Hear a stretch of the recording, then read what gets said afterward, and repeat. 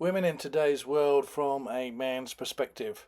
Now, this is a Zoom recording of a workshop I ran for a women's network within a professional company. Now, when this was first suggested to me that I should do this, my initial reaction was hell no, or words to that effect. Um, After giving it some thought, I thought, well, maybe I had some experiences at the Royal New Zealand Yacht Squadron that might help these ladies.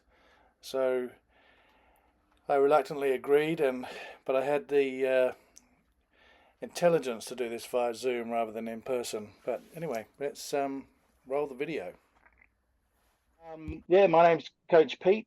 I used to run the biggest sailing school in New Zealand at the Royal New Zealand Yacht Squadron. That's the Big America's Cup that I'm holding there, and at the Royal New Zealand Yacht Squadron, that's where they have the America's Cup. Of course, it's in Barcelona at the moment. But yeah, so I ran the sailing school there for 6 years. We had about 400 students a year, and amazingly, 40% of our students were female.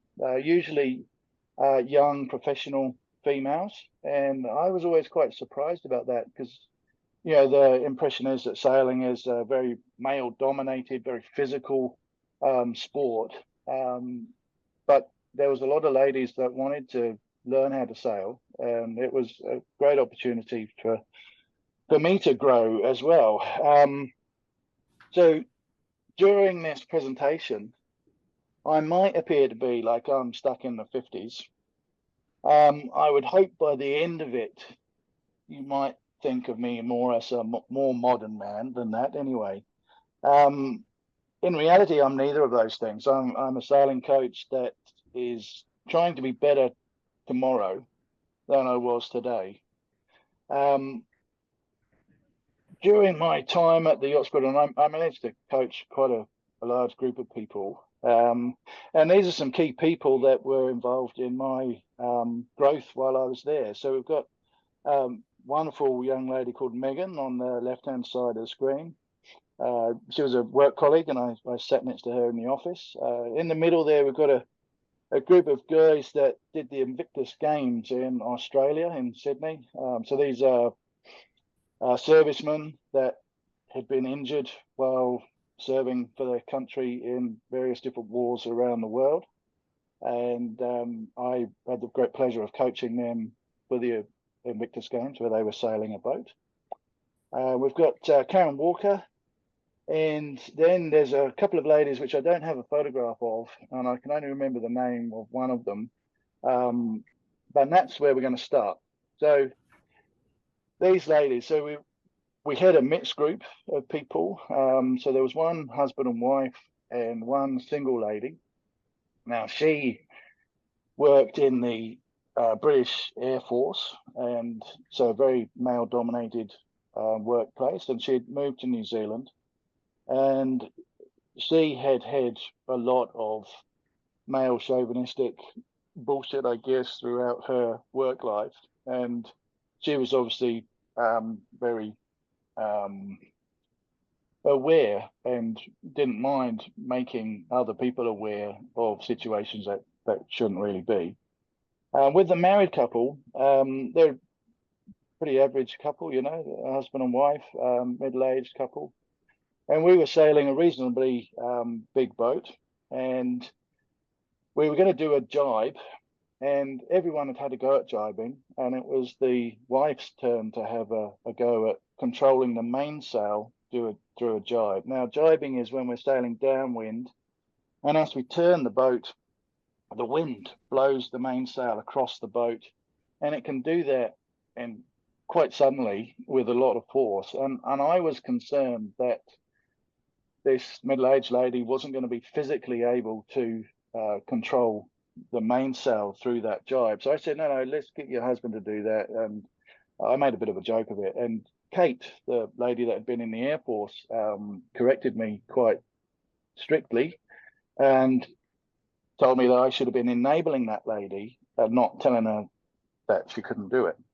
And these photos now are basically the before and after a jibe. So you can see the sail, the black sail is on left-hand side of the boat, and then after the jibe, it's whizzed across, and they're all out of control. Often when this happens, it hits someone on the head. So I was concerned about this health and safety issue. I wasn't meaning to be sexist, but I fully understand that I was indeed being sexist.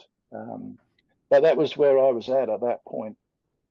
Moving on, we pretty much the next weekend I was coaching these guys who were going off to the Invictus Games, and you look at the guy in the middle of the photo. He's actually only got one leg, so his right leg is a prosthetic leg. So all of these people had horrific injuries. One of them only got half a hand. Often there was fingers missing, and the guy who was going to drive the boat had one leg. And we were out sailing, and I wasn't sure how he was going to move across the boat. So when we tack or jibe, turn the boat, we need to move everybody to the other side of the boat. And I wasn't quite sure how he was going to do that with the boat leaning. So I asked him, I said that, we need to tack. How are you going to get to the other side of the boat? And he said, well, I'll give this one a go with the prosthetic leg on. And if that doesn't work out too well, then I'll take it off. And he did indeed. He ended up taking his leg off and just hopping across the boat. Now, I was completely amazed that he was able to do that. Not once did I tell those guys that they couldn't do something. They had horrific injuries. They were going to go to the Invictus Games. If you don't know what that is, that's Prince Harry set that up. It's kind of like the Olympics for people that had some horrific life experiences in our armed services in various different wars around the world. So it's a bit of camaraderie and help them with their mental health, because it's quite a big problem. So I was in a different mindset. Those guys were going to go to Sydney. They were going to compete in the Invictus Games. And not once did I tell them, despite them having quite severe injuries, some of them, that they couldn't do something. And it hit me that Kate was right. I should have been enabling that lady to do that jibe. And I thought about that for a long time. And I thought about, well, what is actually the dangerous bit? The dangerous bit is turning the boat when we don't have the mainsail under control. So the answer is simple. We just don't turn this boat until the sail's under control. And if we're not going to turn the boat until the sail's under control, then we can wait. You don't have to be an athlete to pull that mainsail in. We can wait for someone who's not as strong to pull that in. And okay, it comes in slower, but they can still do it. And that's what basically I was doing with these guys that are going out to the Invictus Games. I was finding ways for them to do it irrespective of their disabilities that were hampering them physically. So I changed the way we jibed and the way we taught jibing. Karen Walker, if you don't know who she is, she's a fashion designer, quite well known in New Zealand, and I had a great pleasure of teaching her how to sail. Now, before the course that she was on, my boss called me into the office. He said, Hayden was his name, and so Hayden said to me, look, Peter, Karen Walker, she's an out-and-out feminist. You've got to be real careful. Don't make any funny jokes. Don't try and be funny at all. Be real careful. And I kind of thought at the time, oh, you're allowed to say that. That's probably not a good thing for us to say. But the Royal New Zealand Yacht Squadron wanted to look after Karen Walker very well. And the managing director was making sure that I knew that I'd got to be on my best behavior and run the best course possible.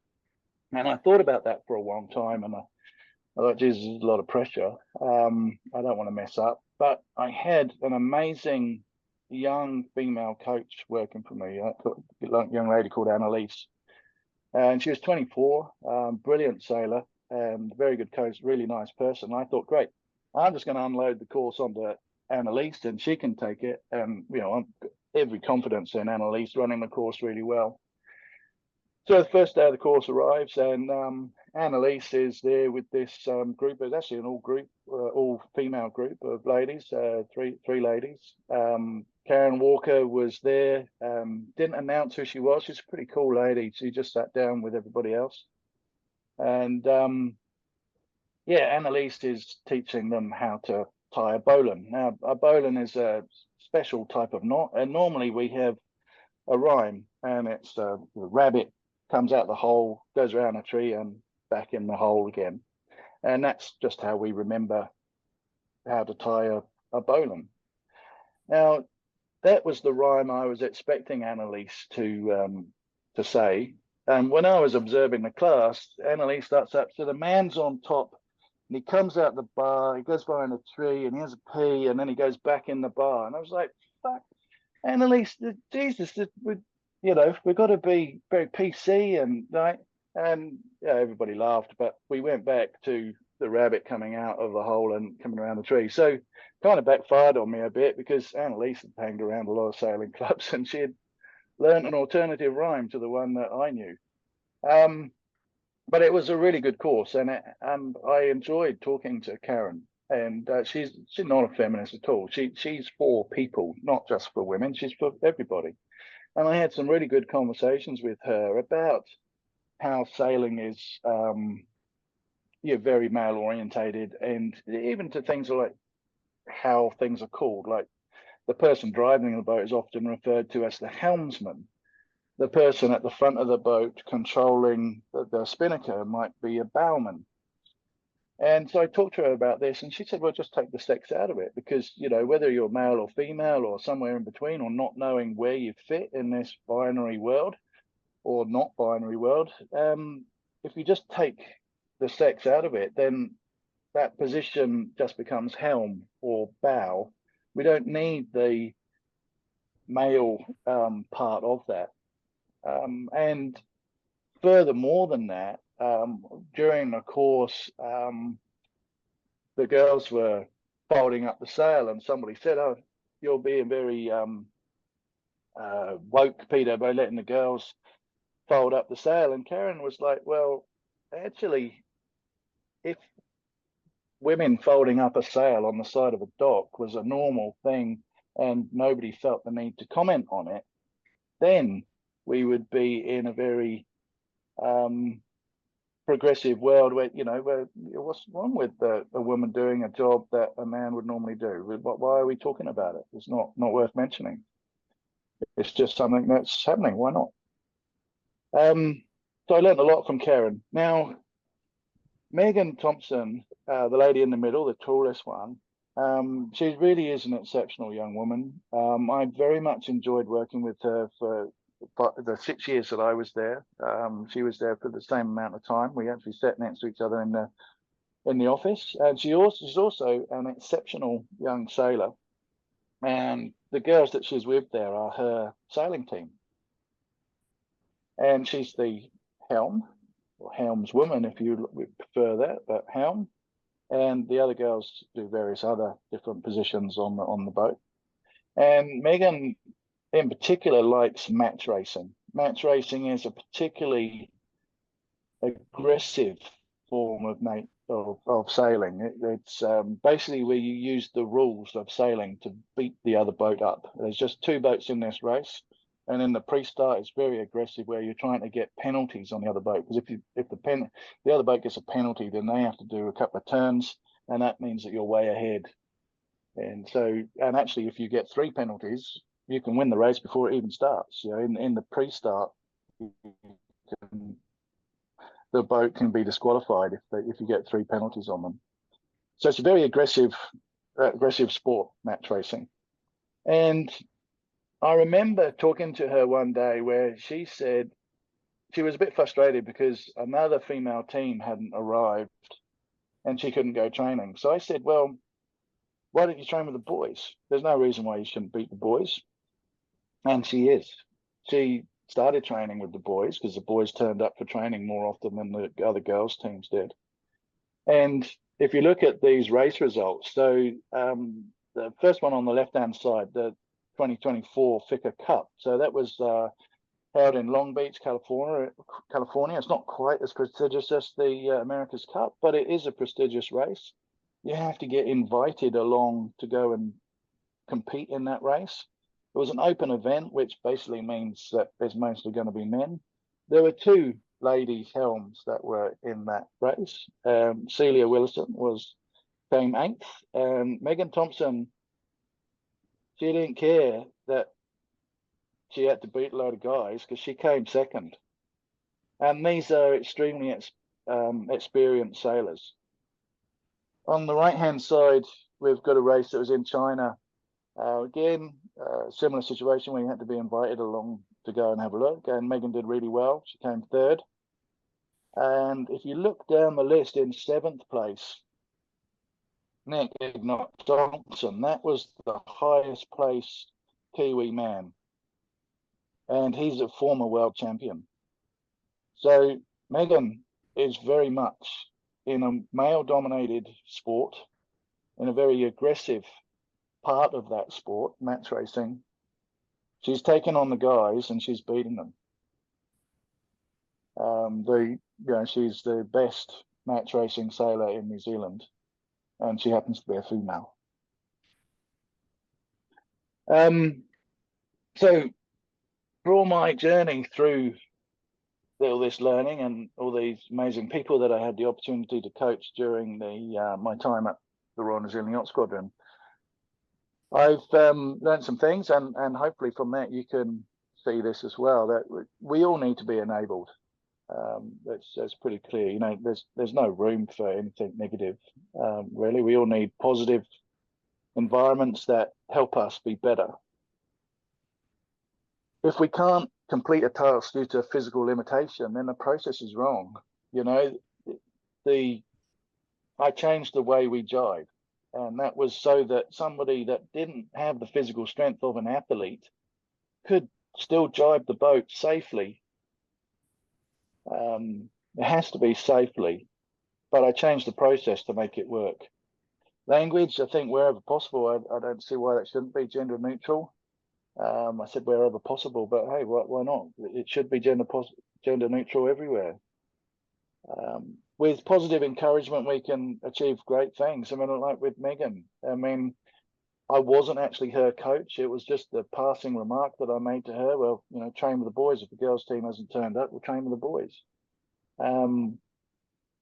But she listened, she trained with the boys, and now she finds that she can beat them.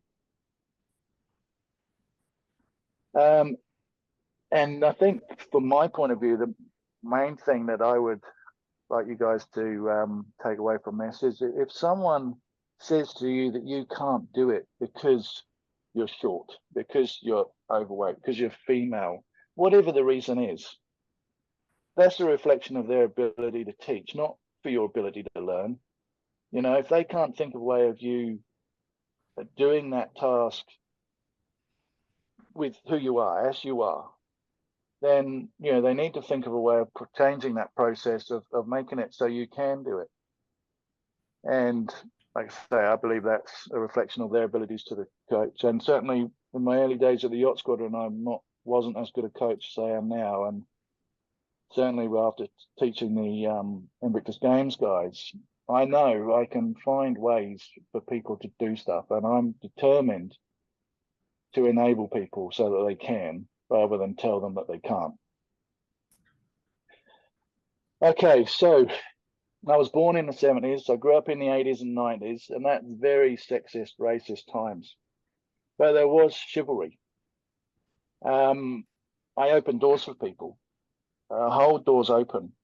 Some of those people are male, some of them are female. I do it because I think slamming the door in someone's face would be rude. If someone's struggling to lift something up, I'm going to offer to help them. Some of those people might be women, some of them might be men, but it's in my nature to help if I see someone that needs a hand. But is there room for chivalry in the modern workplace? And I'll give you a couple of examples of recent experiences. So I'm now working as a commercial skipper, and yeah, I'm still doing some coaching. One of the jobs I have is working out of the viaduct, doing tourist trips on sailing boats. So it's pretty nice. We get on a nice big sailing boat and we can sail up and down the harbour, having dinner, watch the sunset, come back, looking at the lights come on the city. It's quite beautiful. And I work with some really great people doing that. And we don't cook any food on the boat. The food is delivered in a hot box. So there's 18 tourists on the boat for dinner, and that hot box is pretty heavy. And I happen to say to my crew, don't lift that box by yourself. It's too heavy. It needs 2 people. So I'll come and give you a hand. It happened to be a lady that I was working with, a young lady, and she kind of scoffed and went over to the box, picked it up, and put it on the boat. And I'm not quite sure what the maximum weight is that someone should pick up. There must be in the health and safety rules somewhere some guidance as to what maximum weight someone can pick up. But whatever it is, that box is well over it. And I was concerned about her health and well-being. I wasn't trying to be sexist or anything. I just wanted to make sure she didn't hurt herself. And I would have said the same thing to a male crew. She just happened to be a female crew that I was working with on that particular occasion. On another occasion, I was packing up the boat, 9 o'clock at night in the viaduct. And while I was putting the sail cover on, there was someone walking through the dock of the viaduct that was shouting and cursing and obviously had some mental health issues. And when I worked at Fuller's on the ferries, there was a male colleague that actually got assaulted while he was waiting for an Uber to take him home late at night. So I was concerned about this, and as I said to my crew, as they were leaving, look, stay together. There was a bit of a nutter in the viaduct, just look out for each other. And I pointed out where he went. And the 2 girls that I was working with, they kind of scoffed and said, "Oh, we'll beat him up." And, it's just Pete being sexist again. But I really wasn't meaning that. I was looking out for my work colleagues. So, question to you guys: how do you think? Is there a place for chivalry in the modern workplace? I'm interested. I need to learn some more things. So, anybody want to voice their thing? I mean, how's it? I mean, from a man's point of view, I think. Did you hear that? I didn't know. I just if you could rename it as being helpful and having manners. Being helpful and having manners. Yeah, I mean that's certainly how I feel about it. I mean, I certainly wasn't trying to be demeaning to anybody. Certainly the young women I work with are very capable, but I don't want to lift that box by myself. I also don't want to be beaten up on my way home from work. But yeah. So I mean, what sort of things happen in Octa that? There's a pretty direct question. Eh? What sort of things?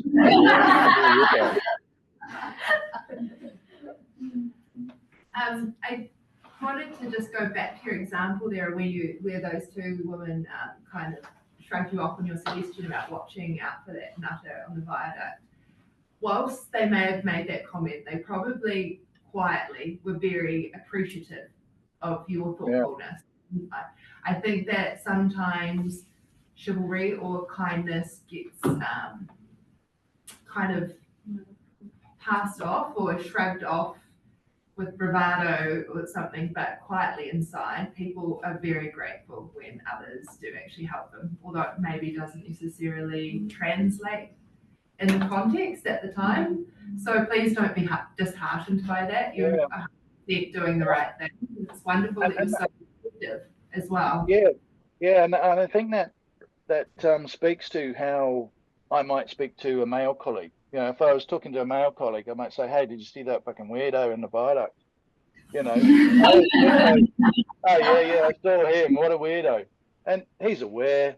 I don't need to think about it, but I'm probably not going to talk to a female colleague like that. So I'm probably going to be more caring in that approach, and that, hey, be careful, So yeah, probably the way men talk to each other, it might well be different to the way they talk to female teammates.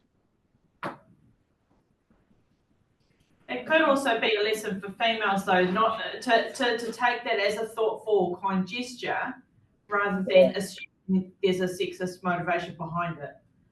Yeah, I suppose so. So there's perhaps lessons for both sides. Yeah, we mustn't swing too much over to one side and think, like, whoa. Or don't jump to conclusions in Yes. terms of someone's intention, because again, we can't read other people's minds. We don't know what their intention or their motivation is quite often. Perception from what we see, we must be aware of it and reflect as well. Yeah. One thing I always learned is men see it in black and white, women see every other colour under the sun, sort of thing. And so, and I found in being able to talk to my partner, just be straight up, just say it. Don't start giving subliminal messages or, trying to make him read your mind, sort of thing. It's just be straight A up. spade is called a spade. Yeah. Yeah. Yeah. Yeah, cool. All right. I guess, hang on. I guess that's a good point though, because by nature, why do you talk differently to your partner? Because by nature, that's the ways of communication, right? So I guess it translates into our daily working life. A lot of times when things happen, one of the things, a most straightforward reason or excuse that we find for ourselves or justification would be like, is it because I am in a different gender? Is it translate into a sexist? Same for culture or race that this table has raised as well. And a lot of times you will be thinking, well, is it a racist comment? But maybe not. Maybe it's someone that hasn't had that cultural experience and it's because of ignorance rather than being racist. A lot of times going to countryside in New Zealand, I'm the only one with dark hair because I like to travel. And I have been asked a lot of times and said, do you speak English? I said, I think so. And then the person will say, we don't have a translator here. I said, that's fine. And then she said, are you sure? I said, we have been just talk for 5 minutes. But that person still didn't get it. But will I see it as racism? Shall I see it as racism?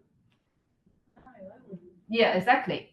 So I think it's the same when it comes to gender, right? So, yeah. So I kind of think that, when she said it again, like she was doubting you. Yes. Sort of thing. Yeah. Some people, when they unpack it and then they say, are you sure you didn't read as but I said, but it's the recipient's decision whether I want to see it as a racism thing. Exactly. If I want to see it as racism, I can see it every day, right? If people sometimes say, oh, excuse me, pardon, I didn't get what you said. Do I have to be always conscious that it's because of my accent? But who doesn't have an accent? Even the local person has an accent, right? So if I see it that way, I guess that is the maybe a more helpful mindset or more positive, or maybe I'm just living in the bubble, But that's fine, right? If I always see it as a racism thing, then I wouldn't enjoy traveling around New Zealand, especially in the countryside, or going through Australia custom. Every time going through for the last 20 years, I'm randomly selected being checked.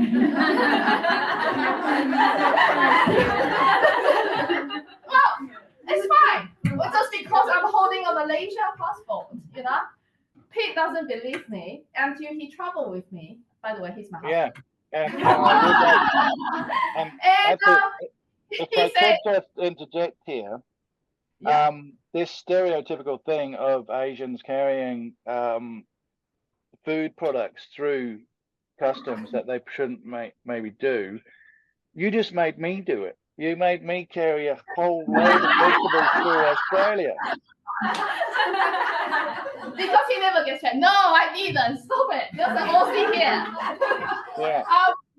No, so and I reflect. I was quite annoyed because every year, because of my other job, at least 10 travels to Australia. But every time I got checked. How can that be? So one day I decided to stay behind. After being checked, I stayed there, or while waiting being checked, I stayed there and observed most of the people who don't declare food products are from certain countries, certain looks. So then I can understand why they break the trust. because of those cohort of people that break the trust. So I can't blame them, right? They are trying to protect the environment, same in New Zealand. But at least New Zealand didn't say, you are randomly selected. But that's okay. So I observe, and I asked Pete to observe, and I said, I can be sensitive and say, well, yeah, Australia is very racist. But, or I can step back and say, like, okay, I can understand why you do that. Yeah, because I actually watch people passing through the scanning machine, and then they say, are you sure there's nothing edible in your bag? And they say no. And then they pull out the evidence. Pickles. What is this? Pickles. Is this food? No. Can you eat it? Yes. Then why is it not food? It's not food, it's pickles. Or they will sneak through and say bird nest. You know, bird nest. It's a very VIP food in Asia. Oh, there's lots of people. And then they say, what is this? Bird nest. Can you eat it? Yes. Why didn't you declare it? It hasn't been cooked. You know, you watch them. Yeah, and then I start to understand, like, because a lot of Asians go to Australia, right? A lot of Asian migrants. Anyway, so that's just, I guess that is also linked to the growth mindset that we were talking about. How you actually see it. You can see those examples as being sexist, but you can also see it as being a thoughtful colleague or a helpful colleague. So how are you going to shift that mindset? Or sometimes when we don't get promotion, even at the university, it's because I'm a female, I don't get promotion. But there are females who get promoted as well, right? When I was at Otago, the first vice chancellor, she was a female. She was the first female vice chancellor at the university in New Zealand. So I also come from a very male-dominated industry, but it has shifted in the last 10 years since I joined. So I guess constructions in your area, hopefully it will shift soon as well. Yes, Pete? You want something? Yeah?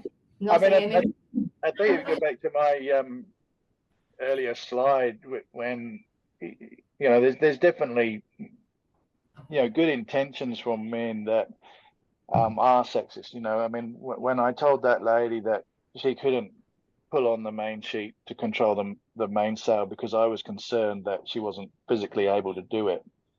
You know, I saw that as a health and safety issue, and you know, that's how I tried to justify it, but it was definitely sexist.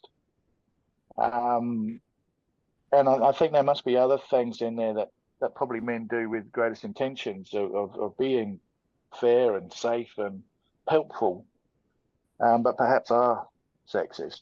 So that there's maybe a bit of a fine line there, and perhaps we need to give each other a bit of grace, if you like, and you know, a bit of gentle education. I mean, it took me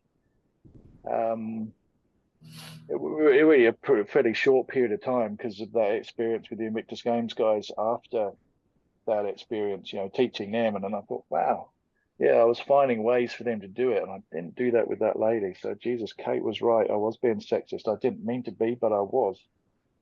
And of course, that takes the, you know, for the guys, they need to be open to learning and being better. It's you know, it's not just that we need to educate them, but they also need to be open to it. And if you're stuck in the mindset, well, I did that because of a health and safety issue, and I don't care whether it's sexist or not. That was my decision. I was responsible for those people, and I'm going to keep them safe. And that person is not going to pull on that rope because she's not strong enough. You know, if they're really stuck in that mindset and they can't think of any other way, then I think it is a problem. But how do we educate people and try and navigate this complex way? I mean, nobody wants to offend anybody else today. I mean, whether you're a female that's wanting to progress in a company and finding there's resistance, and you suspect that that's because you're female. You know, in that situation, you've got every right to be pissed off. I mean, who would it be? How do we educate those men that are perhaps making decisions that aren't what we want them to be? And how do we overcome that situation where someone's stuck with a particular mindset. I mean, I had a very clear example with the Invictus Games guys that, yeah, I could do things better. And I learned from that, but I was open to learning from it. I wanted to be better. But I think how we approach that, you know, the girls kind of scoffing at me for being concerned that they're lifting something heavy or concerned for their safety as they go home after a late shift. You know, that was very genuine. I mean, I have genuinely had experiences where male colleagues have been assaulted on their way home from work. I mean, that was a bit later in the evening. It was a guy called Eric, and I worked with him on the ferries for Fuller's, and it was like 1 o'clock in the morning. He was waiting outside the ferry building for his Uber to take him home, and just some drunk idiot came up and punched him in the face. You know, we do need to look out for each other. Okay. But Okay. yeah. There's some. Did you want to say something? Yeah, no, I was just going to enforce what you were saying there, Pete, about the opportunity to, I guess, inform, train, and just bring awareness to males in position of management and leadership. And it probably is quite relevant for Opta, given the vast number of women coming into the firm, whereas I think I first started working with Opta about 6-7 years ago, and I remember it being a very male firm, and so you've got this big cohort coming through now, which is a great opportunity for you, but I think just relying on the managers and leaders who are there at the moment just to kind of suddenly be able to, you know, change tack, use a bit of your terminology, but to be able to respond in a way that we expect is unreasonable, and perhaps some awareness training would go astray to achieve that effect. Yeah, no, exactly, bang on. And hence I thought we may want to listen from or hear or understand from the male's perspective as well. It's not really similar to what Opta's done at the moment, like what Pete said. They have been in this for the last 51 years now, you know, and they are trying to learn, they are trying to shift, but how fast we can see those changes and how quick we can see those, you know, it's not about changing the culture, but also changing individuals' perceptions and perspectives about things. So, you know, it's a mutual learning platform, I would say. So apart from just Opta Women Network pushing along. I think it's because